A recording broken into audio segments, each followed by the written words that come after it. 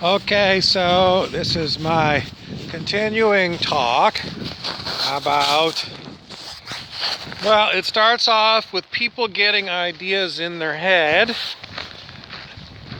and then how other people can pick up on the ideas that you're considering in your head through intuition.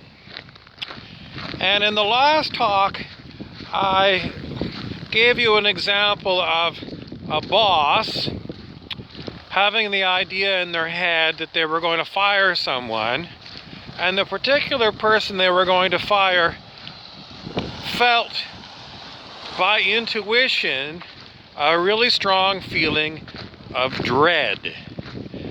Did they know that they were about to get fired? Possibly. I have in my work career had this feeling.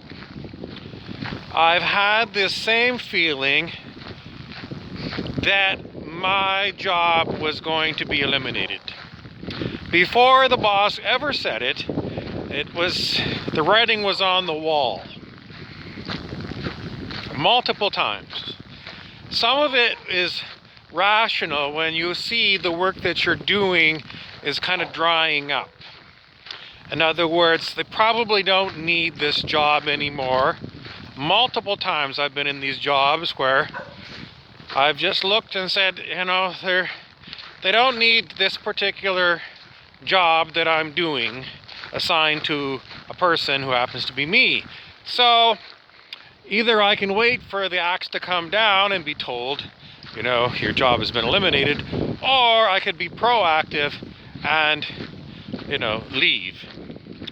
But I definitely say that besides the sort of rational idea, seeing there's not enough work and that the job is not necessary anymore, there is also an intuition that can go with this idea in your head that the job you're in is going to be axed.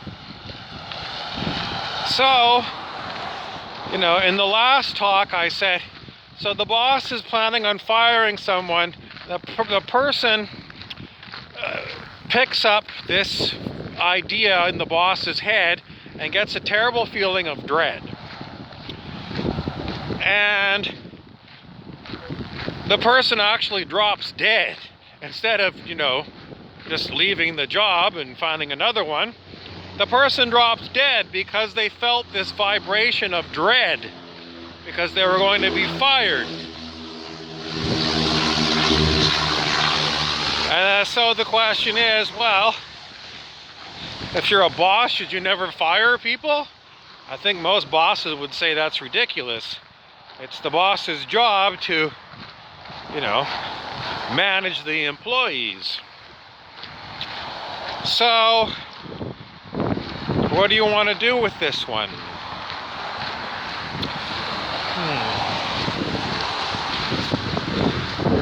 Well, I don't know what you want to do with this one, because this happens all the time. Whose fault is it?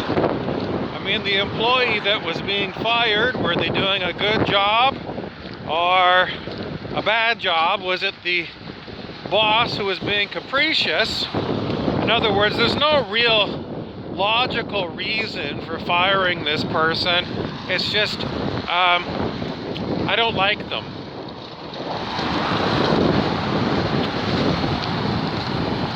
Well, if you've got a good performing employee and you as a boss fire them just because you're capricious, in other words, you don't have any real reason to fire the person based upon the person's performance, it's just you don't like them. If you don't fire them correctly, the person can sue you for wrongful dismissal. So you have to have a reason, and smart bosses will know this, and if they want to get rid of someone and they don't have a good reason, they'll pay them off. In other words, I don't like this person, I want to be rid of them. Can you as a boss get rid of them? I think you can. but you have to compensate the person properly for the years that they put in. And I don't know, you have to do something. You'd probably want to consider, your business advisor or a lawyer to get a good idea of what you want to do to make sure that this person doesn't sue you. And, other ways that kind of crappy bosses might do this is they might start micromanaging this person, getting in their face and just making their life miserable so that perhaps they'll leave on their own. It's kind of more than intuition when a boss starts doing that. And then the last thing is,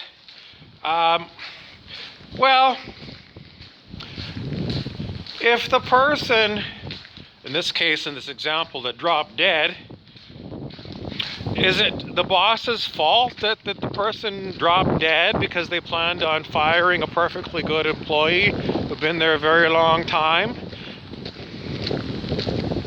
I don't think there's any laws that would say that this boss has, done something to cause this death. I don't think that's covered in human law. Should it be covered in human law? Well, someone says they're hesitant to say so. Why? Well, because if you're the boss and you decided that you wanted to get rid of somebody and they drop dead because of it, is it really your fault? A lawyer that was trying to push the opposing view that said, Mr. Boss, you directly led to this person's dropping dead by your actions and holding this thought that you were going to fire them, they would say, in common law, you take the victim as you find them. And in common law, this is known as the thin skull case. And it sort of is the idea that if you push someone down, you're not expecting them to die by pushing them down. But if you push somebody and they had a very thin skull and they hit their head on the pavement and you push them down and they died, you didn't expect them to die, you just thought you were going to push them down. But in common law, this thin skull case says you take your victim as you find them. And even though you didn't know they had a thin skull, they did. You pushed them down, therefore you caused their death. That's a wrongful death and you can be sued at common law for that. So that's what this, someone says, crazy lawyer is going to be pushing for, that the boss is suable. This is going to be a very difficult case to win, given what people believe. So the points of law are, is it a justified firing? In other words,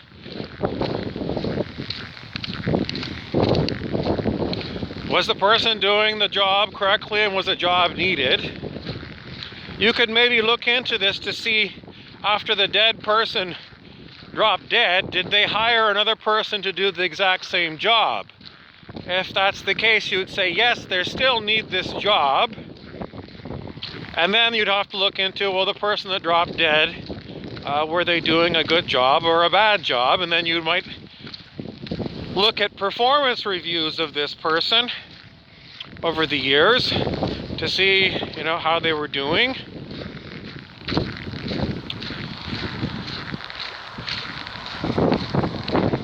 I suppose you'd have to have the admissibility of people picking up vibes by intuition.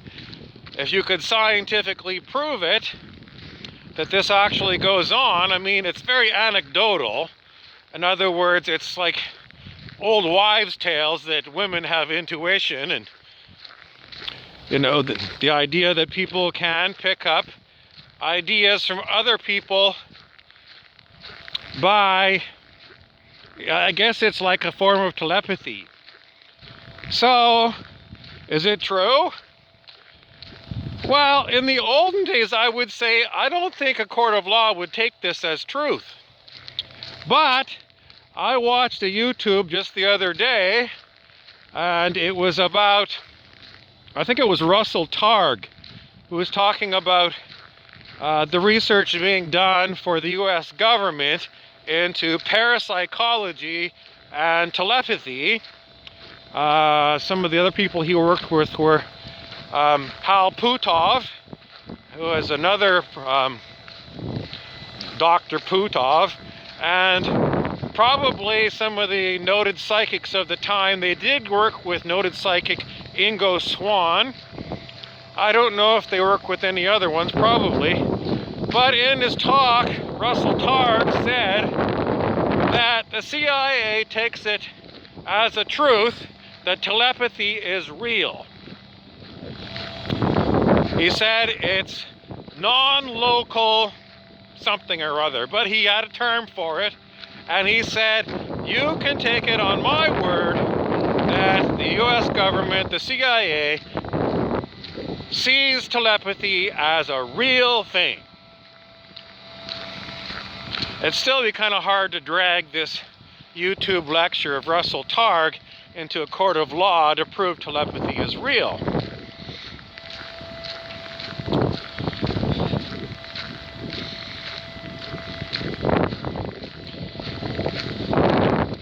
So anyway, that's what this lawyer is trying to prove, that the person who dropped dead because the boss was capricious. In other words, the boss is just a nasty son of a bitch asshole who just starts disliking people because he's a nasty, disgusting asshole. Not that he has any rational reason for firing this person.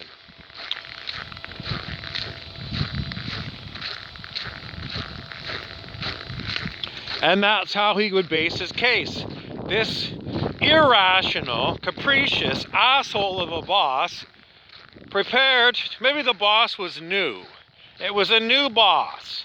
The old boss didn't have a problem with this particular employee for years and years and years, but the new boss came in, and this new boss was just an asshole, and held it in mind that he was going to fire this long-time employee. The person picked it up by telepathy, by intuition, felt horrible about it, and just because of their particular health, I guess, this horrible vibration of dread led to the person dropping dead. So the boss caused the death is what the lawyer would be proposing in this. It would probably be a civil court matter. Would it be a criminal matter? Why did I say civil? Well, civil court, it's an easier test to pass with the judge. It's the balance of probabilities. Whereas with a criminal trial, it's beyond a shadow of a doubt. So it's much harder to get a criminal conviction on this thing.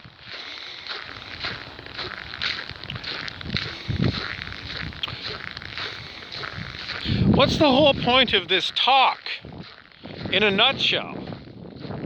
In a nutshell, if you have got your entertaining thoughts that are damaging to others,